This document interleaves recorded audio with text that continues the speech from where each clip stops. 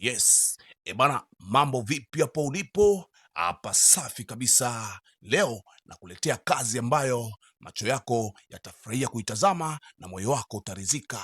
Ni kazi ambayo imetimia kila idara. Kuna sehemu za kulia na kuna sehemu za kufurahi na kuna sehemu ambazo zitakufundisha mafunzo mengi katika dunia, jinsi ya kuishi na wanadamu. Bana, mzigo wetu unaanzia katika ofisi fulani hivi. Kuna mwanadada ambaye anakwenda kwa jina la Aurelia. Alikujaga akaomba kazi katika ofisi hizi hapa, akapewa muda ambao anatakiwa afikishe vyeti vyake vyote hapo ofisini kwa ajili ya ukaguzi na afanyiwe interview. Basi siku yenyewe ilikuwa ni siku hii ya leo, ambapo alifika akakaa kwanza kwa muda, lakini manager anaingia na kumwambia, tulikuwa katika kikao kidogo na Wagiriki, samahani kwa kukuchelewesha. Dada Aurelia akasema, hamna shaka bosi wangu. Yule manager akasema, okay, unaweza ukaendelea. Basi muda huo Aurelia aliendelea kupangilia viti vyake katika mpangilio sahihi kwa ajili ya ukaguzi. Muda huo huo anaingia mkurugenzi mkuu wa kampuni, yani CEO, ambaye yeye anatambulika kwa jina la Leonard. Manager alisimama kama heshima kwa bosi wake, na mwanadada Aurelia naye alifata hivyo hivyo, na kisha manager akamwambia Aurelia, kutana na Mr. Leonard, huyu ndo mkurugenzi wa kampuni hii. Manager akaendelea na kumwambia Mr. Leonard, huyo binti ni mmoja ya wagombea wa mwisho wa nafasi ya mtendaji mkuu wa mahusiano ya umma, kwa hiyo yuko hapa kwa ajili ya interview yake ya mwisho. CEO akasema okay, anaweza kuendelea. Binti anasema, kwa ujumla nimeandaa mpango wa uchapishaji wa kifaa chako bora cha matibabu, na pia na uhakika kifaa hicho kina uwezo wa kushawishi watu wote katika ulimwengu huu wakakipenda na kukitumia. Kwa ufupi ni kwamba hawatoweza kukikwepa kwa sababu kinawahusu. Nahitaji wiki 2 hadi mwezi mmoja kwa ajili ya kuunda hicho kifaa. Mkurugenzi alishtuka akamuuliza, wiki 2? Binti akasema, ndiyo, namaanisha wiki 2 tu. Hivi we binti, unafikiri issue ni simple kama kutengeneza mdoli? Hapana mkuu, hayo ni kama maelezo ya mwanzo tu, lakini mwezi mmoja na imani utatosha kabisa. Unaweza ukaniambia jina lako, unaitwa nani binti? Naitwa Aurelia, Aurelia David. Sasa Miss David, huu sio upande wa kukimbilia. Huu ni muungano wa mamilioni mengi sana ya pesa, watu wamewekeza. Sasa unavyosema kwamba una uwezo wa kutengeneza hicho kifaa ndani ya wiki 2 au mwezi mmoja, inaonyesha kwamba inabidi urudi darasani. Kuna vitabu ambavyo umeacha vya kusoma. Kwa hiyo muda wangu ni mdogo, tutaonana wakati mwingine. Binti anasema, samani mkuu, samani, nilikuwa niko kwenye maelezo ya mwanzo, tafadhali naomba unisikilize mkuu. Lakini ilikuwa ngumu kusikilizwa na hatimaye CEO akaondoka ofisini. Kwa ufupi ni kwamba binti ameshakosa kazi, yani amefulia. Binti amebaki kulalamika na meneja na kumwambia, unanijua vizuri, angalia vyeti vyangu vinaruhusu kabisa mimi kufanya kazi, naomba nisaidie, jaribu kuongea naye.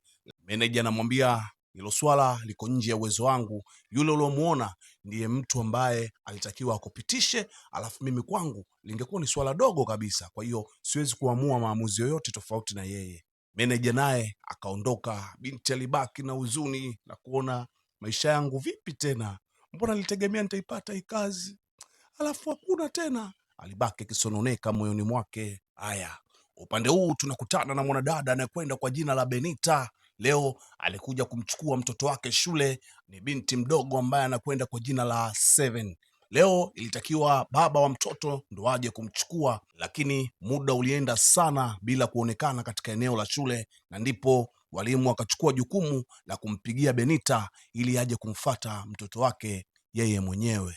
Alifika na kumchukua mtoto wake na kwenda naye nyumbani. Kifupi ni kwamba mambo yalienda vizuri, lakini Benita alikuwa na hasira moyoni mwake. Kwa nini huyu mwanaume hakwenda kumchukua mtoto na wakati ilikuwa ni makubaliano yao? Kwa ufupi ni kwamba Benita ametengana na mzazi mwenzie, kila mtu anaishi maisha yake, lakini wanasapotiana pale tu linapokuja swala la mtoto wao. Huwezi amini, Benita alipotoka kumwacha mtoto tu alikuja nyumbani kwa eksi wake akiwa amepandisha mbogo vibaya mno. Dada wa kazi anaenda kufungua mlango baada ya kusikia unagongwa, lakini Benita anapitiliza mpaka ndani sebleni na moja kwa moja anamfuata huyu bwana. Anapandisha ngazi na kuelekea gorofani katika chumba anachoishi bila kujali kama atakuwa peke yake au na mtu yoyote yule.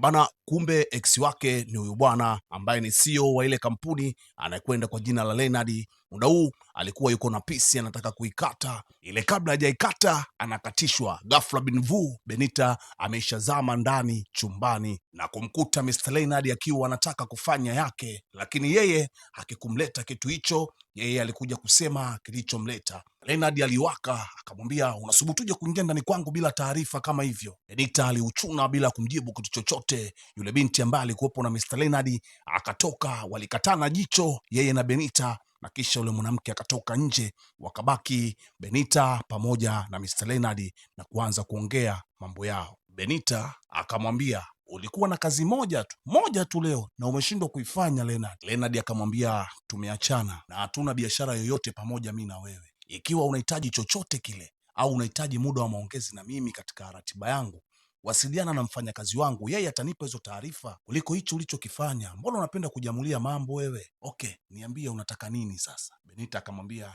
kilichonileta hapa ni mtoto. Mr. Leonard akasema, kumbe anaendeleaje sasa? Benita akamwambia, leo ilikuwa ni siku yake ya kufunga shule, ulitakiwa ujitokeze uende ukamchukue, mbona ukwenda sasa? Oh my God, nilisahau, akili yangu iliteleza bwana.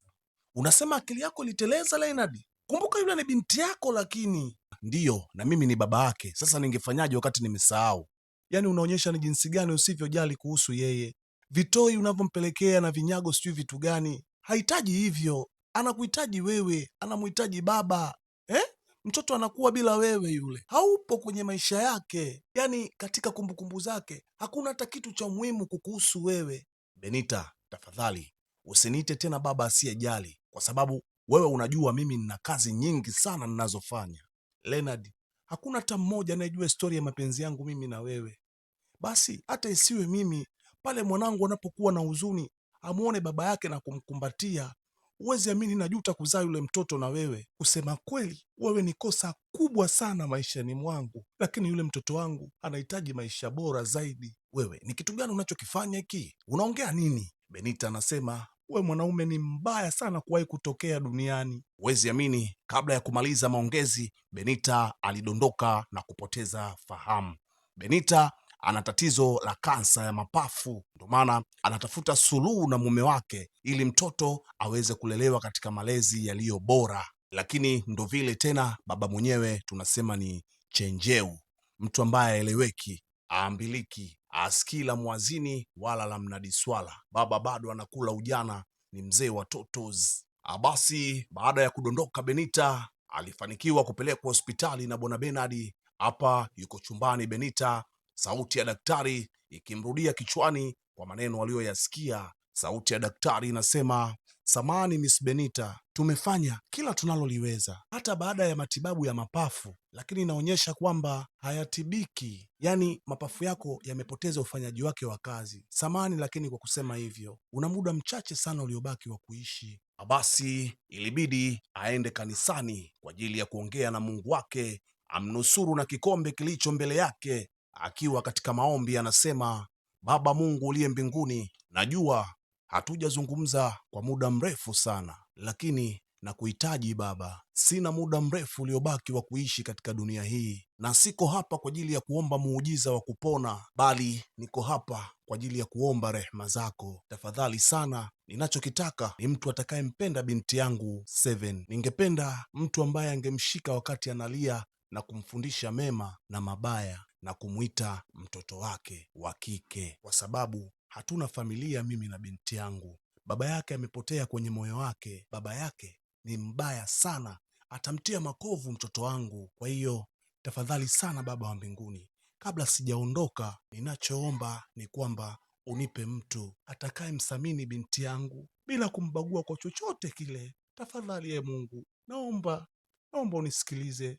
Muda ule ule mwanadada Aurelia naye alikuja kanisani kwa ajili ya kuongea na Mungu wake, maana kila anaposhika panachanika, kila anapogusa panaachia. Shida iko wapi?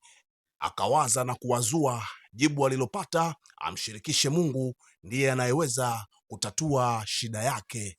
Aliendelea kuongea na Mungu wake kimya kimya, lakini upande wa pili anasikia mtu analia sana katika maombi yake. Yupo katika emotion kubwa kiasi kwamba alijiona yeye hana shida yoyote. Kila mtu ana matatizo yake katika ulimwengu, lakini alijiona kwamba yeye hana matatizo. Aurelia alimuona huyu dada na kumwonea imani sana. Kwa malalamiko anayolalamika katika sala yake, ilibidi amsogelee ili kumpa pole au kujua kitu gani kinachomsibu huyu dada.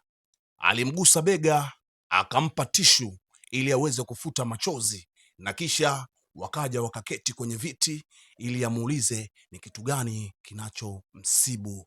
Mtazamaji wangu, mpaka kufika hapo itakuwa ni mwisho wa sehemu ya kwanza, lakini mwisho wa sehemu ya kwanza ni mwanzo wa sehemu ya pili. Hii kazi bwana ni nzuri sana, nina imani utaipenda sana sana sana. Endelea kuifuatilia, usiache ikakupita hata episodi moja.